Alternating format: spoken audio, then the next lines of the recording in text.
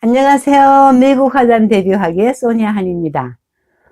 오늘은 여러분들께서 너무 궁금하다 그래서 다른 차례를 조금 뛰어넘어서 화랑 계약과의 관계에서 어떤 종류가 있는지만 간략하게 설명하려고 그래요. 자, 오늘도 다른 친구들이 놀러 안 와서 말 많던 우리 후배도 안 오고 또 내 사랑하는 제자가 음료수도 안 사오고 그래서 우리 이웃집에 있는 우리 미스터 나뭉 동생이 지금 와서 앞에 앉아 있습니다. 안녕. 안녕, 소냐 안경 좀 올려. 안경 오케이. 나 코 자꾸 맥혀서 미안해요. 지금 이비인후과 다니고 있으니까 앞으로 점점 좋아질 거예요. 제가 이게 지금 초보라서 촬영할 때마다 너무 킁킁거리고 마이크를 쳐가지고 소리도 세게 나고 조명 잘못해서 이마가 아주 허옇게 나온 것도 있고 그런데 점점 좋아질 겁니다. 응원해 주세요. 자, 그러면 오늘 화랑하고 계약할 때 일반 다른 화랑은 다 제껴놓고 오늘 두 가지만 할게요. 하나는 여러분들이 당신은 화랑하고 거래를 합니까? 그럴 때 저는 연계하는 화랑이 있습니다 라고 대답해야 될 경우가 있고 네, 저는 전속 화랑이 있습니다 라고 할 경우가 있어요. 그런데 연계 화랑은 영어로 affiliated라 그래요. 그래서 저 경력서 또는 이력을 쓸 때 거기다 종류를 구별해서 쓰죠. affiliated 갤러리에서 내가 거래하는 화랑을 쓰고 그 다음에 내가 전속하고 있는 화랑을 쓰게 되는데 이 차이점이 뭐냐 오늘 그거 설명하려고 그래요. 여러분이 아무래도 그게 굉장히 궁금한 것 같아서 미리 알고 싶어 하더라고요. 자, 이 연계 화랑은 전시를 보장하지 않아요. 그리고 여기서는 전에 잠깐 말했지만 전시는 하지 않되 여러분의 작품을 맡겨놓고 판매해 줄 수 있는 곳이에요. 그러나 그냥 한 번만 전시만 하자 해가지고 그렇게 하고 또 판매를 안 할 수도 있어요. 그러니까 즉 연계 화랑은 내가 전속이 아니다 그런 뜻이에요. 그러면 전속이 아니란 뜻은 그분이 여러분의 에이전트가 아니라는 뜻도 돼요. 그러면 여러분이 작가인데 이 두 가지에서 어떤 차이가 나느냐. 내가 연계 화랑만 가지고 있으면 나는 끊임없이 계속 내 홍보를 프로모션을 내가 직접 끊임없이 해야 돼요. 그러나 전속 화랑이 있으면 그 일이 좀 많이 줄어요.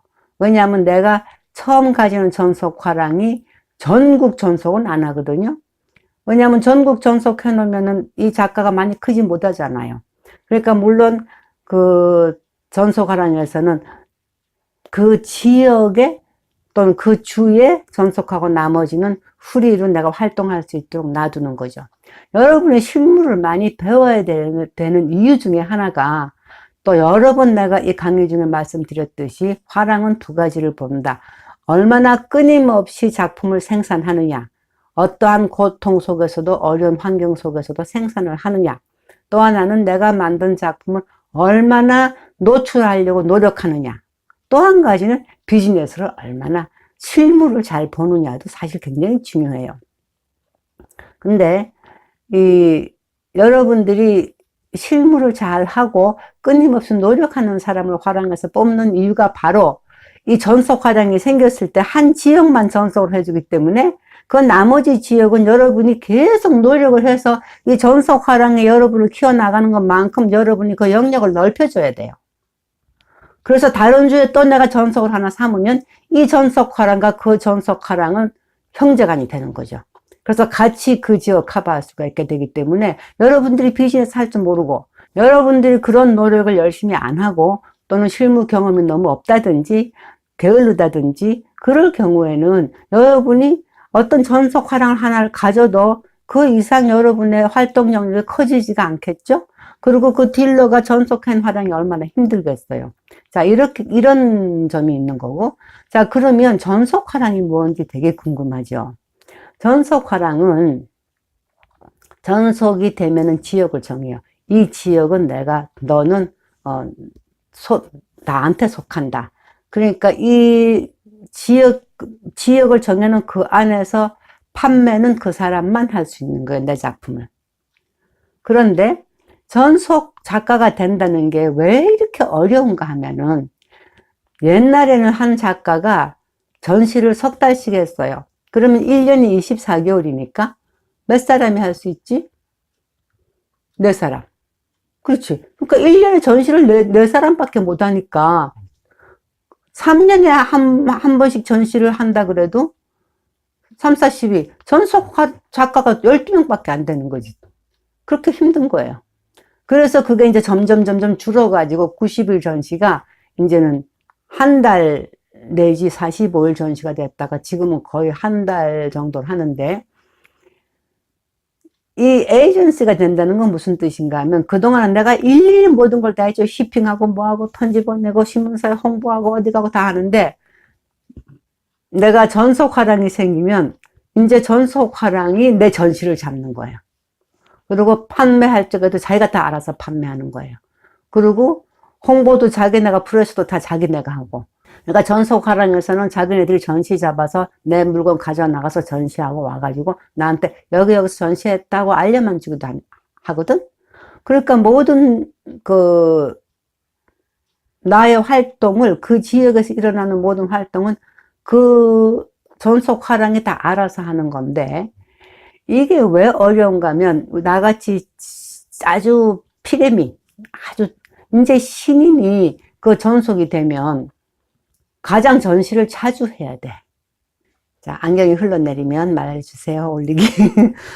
자, 그래서 전속 화랑이 있다는 것은 나의 에이전트가 있다는 말과 똑같아요. 그래서 그 사람들은 뭘 나 대신에 해주는가 하면은, 근데 이제 에이전트가 생기면 그 화랑에 내 물건을 갖다 주는 것까지는 내 책임이에요. 그리고 이제 그 다음 것은 다 알아서 하는 거지. 그런데 이 다른 화랑에서 전속이 아니고 다른 화랑하고 할 때는 여러분들이 계약서를 잘 써야 돼요. 그러니까 미국의 모든 작품은 그 컨사인먼트라고 하는 위탁법에 의해서 위탁 판매를 하는데, 이거는 상위 법으로 이렇게 다 이미 보호가 된다고. 보호가 되고, 여러분들이 지금 이걸 상식적으로 알아둬야 될 것 한 가지는, 저번에도 말씀드렸지만, 모든 작품은 위탁 판매로 이루어진다. 전속 화랑이 되든, 일반 연계 화랑을 많이 가지든, 여러분한테 돈 주는 사람은 없다. 물건이 팔려야 돈을 준다. 그리고 전속 화랑은 처음서부터 계약할 때, 시시콜콜 이런 경우 저런 경우 이런 경우 저런 경우에서 굉장히 긴 계약서를 쓰게 되는데, 연계 화랑들은 그 사람들이 계약서 안 쓰고 그냥 할 때도 있고 말해가지고 할 때도 있고, 그런데 그럴 경우에 여러분들이 걱정할 필요가 없어요. 왜냐하면 여러분들이 요새는 그냥 문자도 있고 이메일이 있기 때문에 여러분들이 겨우 누굴 잡았는데 그 사람들 계약서 안 써준다고 속으로 벙어리 냉가슴 앓고 있을 수는 없고, 여러분들이 이렇게 하면 돼요. 자, 오늘 만나서 얘기했는데 이건 이렇게 합니다. 제가 알아들은 게 맞죠? 만약에 틀린 게 있으면은 72시간 안으로 나한테 그 내용을 주세요 하고 그 증빙만 가지고 있으면 그것이 계약서예요. 그러니까 상대방이 계약서 안 써준다고 해서 내가 계약을 못하는 건 아니니까 절대 그런 걱정 마시고. 자, 사기꾼도 많아요. 그러니까 여러분들이 앞으로 어느 필드에 사기꾼이 많은가, 여러분들이 이런 계약할 때 어떤 징조가 사기를 칠 징조인가, 어떤 화랑에서 어떤 계약에서 뭘 조심해야 되는가, 그런 것도 제가 말씀을 드릴 텐데, 한 가지 여러분께서 기억하셔야 되는 것은 미국에서는 작가가 판매 현장에 없다. 이거 명심하셔야 돼요.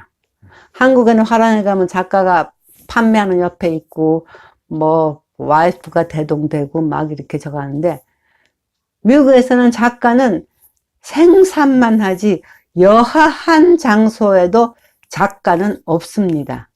아트페어에 직접 참여하는 거, 내 작품 내가 들고 나가서 파는 그 페스티벌 말고는 남이 나를 대행하고 있는 장소에는 작가는 얼씬도 안 해야 됩니다. 여러분이 그거 꼭 기억하셨으면 좋겠어요.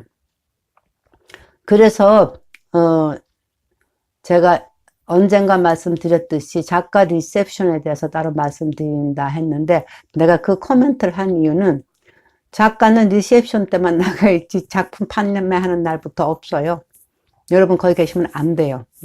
그러니까 여러분께서 이제부터 그런 생각을 아예 많이 가슴에 담길 바라고, 또 만약에 이런 것도 있어요. 미국엔 전시라면 모든 것이 이제 보험을 들잖아요. 보험을 드는데, 보험은 이익에 대한 보험을 들 수가 없게 돼 있으니까, 여러분의 작품 가격이 100만 원이다. 그러면 보험은 그 계약, 화랑과 계약이 50대 50이면 여러분한테 커버되는 보험은 50만 원이 되는 거죠. 그러니까 보험은 이익이 아닌 나의 원가가 내 보험 커버액이 되는 거예요. 그리고 여러분이 어떤 거래가 있어가지고 미국 어떤 화랑하고 가서 내가 딜이 돼서 내 작품이 이제 글로 배달이 됐다, 전시를 건다 그럴 때 절대 물건에 손대면 안 됩니다. 그러면 그 화랑은 상해보험에서 보상을 받을 수가 없어요. 그 화랑의 직원만 그 물건을 걸 수 있고 옮길 수가 있지, 작가라고 내가 가서 건드렸다가 무슨 일이 생기면 그 보험이 커버를 안 해줘요. 그래서 절대로 그런 건 만지면 안 된다는 거, 그런 것도 상식적으로 알아야 되고, 그런 건 이 다음에 이제 계약하고 뭐 그런 단계가 되면 다 하는데, 제가 이 말씀을 미리 드리는 것은 미처 생각지 않았던 이런 문화적 차이점이 있다, 보험이라든지 이런 면에서 미리 말씀드리는 것이고, 자, 그 다음에 여러분들이 연계 화랑을 그러면 내가 어떻게 찾느냐. 각 지역에서 여러분들이 전략을 세우면 돼요.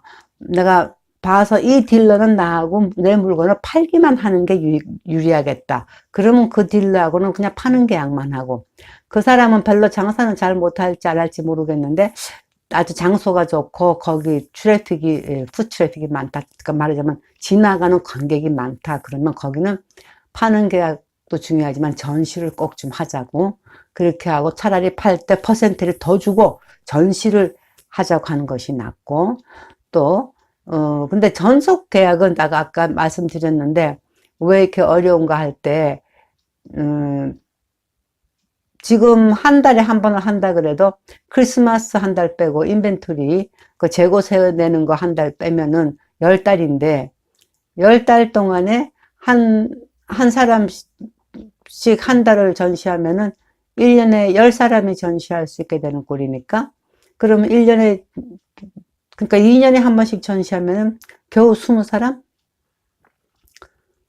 그러니까 대가들은 전시를 더 자주 안 하니까 새로 이제 입사한 이제 신입은 굉장히 자주 전시를 해야 되고, 그런데 그러면 이 구조가 어떻게 돼 있는가 하면 겨우 내가 한 30명 정도의 전속 화가들 데리고 있으면, 이게 우리나라 말하자면 아이돌도 전속사나 마찬가지인데 연습생으로 얼마나 오래 있냐고. 그러니까 이 화랑은 계속 투자해가지고 얘를 키워나가는 거거든. 내 작품 안만 팔아봐 돈 안 되니까.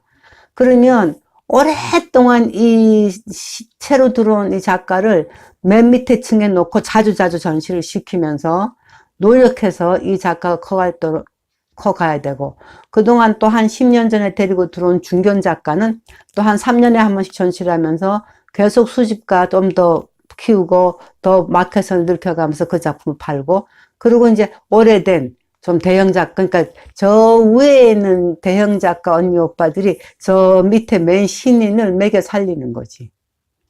그러니까 그런 구조로 돼 있다 보니까 전속 들어갈 자리가 없는 거야. 왜냐하면 전속은 자꾸 바꿀 수가 없거든. 내가 투자해가지고 지금까지 이렇게 길러놨는데 뭐 한다고 바꾸면은 내 투자가 그냥 날아가는 거니까.